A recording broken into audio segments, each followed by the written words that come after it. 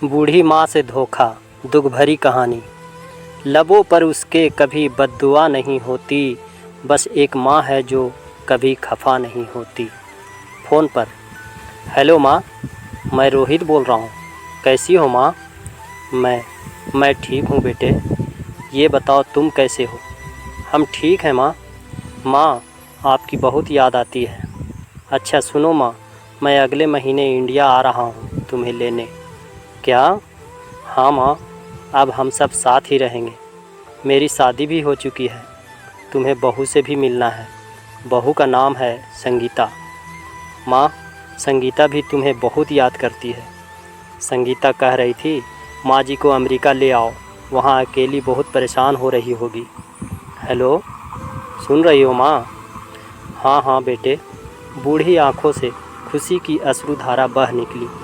बेटे और बहू का प्यार नस नस में दौड़ने लगा। जीवन के 68 साल गुजार चुकी निर्मला ने जल्दी से अपने पल्लू से आंसू पोंछे और बेटे से बात करने लगी। पूरे 5 साल बाद बेटा घर आ रहा था। बूढ़ी निर्मला ने मोहल्ले भर में दौड़ दौड़ कर ये खबर सबको सुना दी। सभी खुश थे कि चलो बुढ़ापा चैन से बेटे और बहू के साथ गुजर जाएगा। बूढ़ी निर्मला भी मन ही मन खुश थी, क्योंकि नाराज़ बेटा जो 5 सालों के बाद माँ से मिलने आ रहा था। बात उस समय की है जब रोहित 17 साल का था। जब रोहित की उम्र 5 साल थी तो पिता की मौत हो गई थी। घर में सिर्फ माँ और बेटे ही थे। निर्मला की गांव में अच्छी इज्जत थी। बेटा बचपन से ही आवारा था। एक ही बेटा होने के कारण माँ बेटे के कुछ गलतियों को नज़रअंदाज कर देती थी। लेकिन जब रोहित जवानी की दहलीज पर कदम रखा तो आवारागर्दी के साथ हर वो गलत काम करने लगा जिससे हर इंसान बचना चाहता है, जैसे शराब पीना, जुआ खेलना, मोहल्ले में किसी बहू बेटी को छेड़ना, गंदे गंदे कमेंट करना। ये सभी हरकतें दिन ब दिन बढ़ता चला गया। एक दिन अचानक गांव के कुछ लोग निर्मला के घर पे आकर उसे बहुत बुरा भला कहने लगे, क्योंकि रोहित किसी के बहू के साथ दुर्व्यवहार करने की कोशिश किया था। माँ अपने बेटे को बहुत समझाई, मगर बेटे पे इसका कोई असर नहीं था।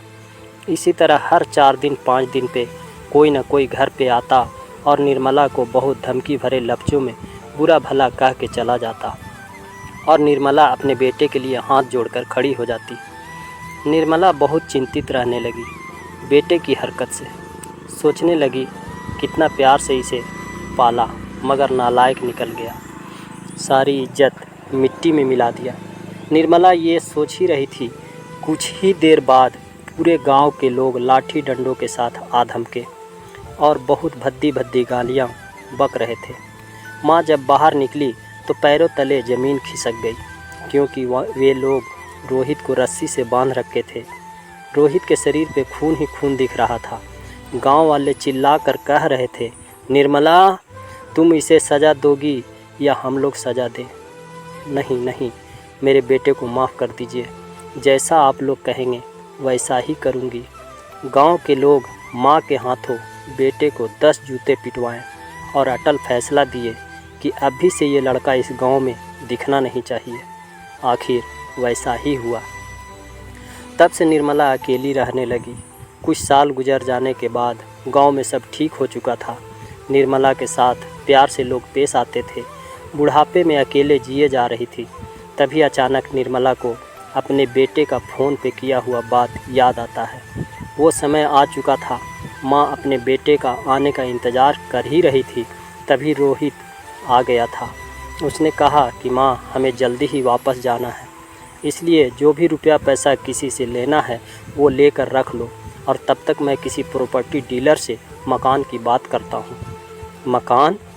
माँ ने पूछा। हाँ माँ, अब ये मकान बेचना पड़ेगा, वरना कौन इसकी देखभाल करेगा? हम सब तो अब अमेरिका में ही रहेंगे। बूढ़ी आंखों ने मकान के कोने कोने को ऐसे निहारा जैसे किसी अबोध बच्चे को सहला रही हो। आनन फानन और औने पौने दाम में रोहित ने मकान बेच दिया। निर्मला देवी ने वो ज़रूरी सामान समेटा जिससे उनको बहुत ज़्यादा लगाव था। रोहित टैक्सी मंगवा चुका था। एयरपोर्ट पहुंचकर रोहित ने कहा, माँ, तुम यहाँ बैठो, मैं अंदर जाकर सामान की जांच और बोर्डिंग वीज़ा का काम निपटा लेता हूँ। ठीक है बेटे। निर्मला देवी वहीं पास की बेंच पर बैठ गई।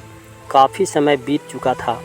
बाहर बैठी निर्मला देवी बार बार उस दरवाजे की तरफ देख रही थी जिसमें रोहित गया था, लेकिन अभी तक बाहर नहीं आया। शायद अंदर बहुत भीड़ होगी सोचकर बूढ़ी आंखें फिर से टकटकी लगाए देखने लगती। अंधेरा हो चुका था। एयरपोर्ट के बाहर गहमागहमी कम हो चुकी थी। माँ जी, किससे मिलना है? एक कर्मचारी ने वृद्धा से पूछा। मेरा बेटा अंदर गया था टिकट लेने, वो मुझे अमेरिका ले जा रहा था, निर्मला देवी ने घबरा कर कहा। लेकिन अंदर तो कोई पैसेंजर नहीं है। अमेरिका जाने वाली फ़्लाइट तो दोपहर में ही चली गई। क्या नाम था आपके बेटे का? कर्मचारी ने सवाल किया। रोहित। निर्मला के चेहरे पर चिंता की लकीरें उभर आई। कर्मचारी अंदर गया और कुछ देर बाद बाहर आकर बोला, माँ जी, आपका बेटा रोहित तो अमेरिका जाने वाली फ़्लाइट से कब का जा चुका। क्या? वृद्धा की आंखों से आंसुओं का सैलाब फूट पड़ा। बूढ़ी माँ का रोम रोम कांप उठा। किसी तरह वापस घर पहुँची जो अब बीत चुका था। रात में घर के बाहर चबूतरे पर ही सो गई। सुबह हुई तो दयालु मकान मालिक ने एक कमरा रहने को दे दिया। पति की पेंशन से घर का किराया और खाने का काम चलने लगा। समय गुजरने लगा। एक दिन मकान मालिक ने वृद्धा से पूछा, माँ जी, क्यों नहीं आप अपने किसी रिश्तेदार के यहाँ चली जाएं? अब आपकी उम्र भी बहुत हो गई, अकेली कब तक रह पाएंगी? हाँ, चली तो जाऊं, लेकिन कल को मेरा बेटा आया तो यहाँ फिर कौन उसका ख्याल रखेगा? आँखों से आंसू आने लग गए। दोस्तों, मेरे दोस्तों, ये सैड इमोशनल स्टोरी आपको कैसी लगी ज़रूर बताएं। अगर पसंद आया है तो लाइक, कमेंट, सब्सक्राइब ज़रूर करें।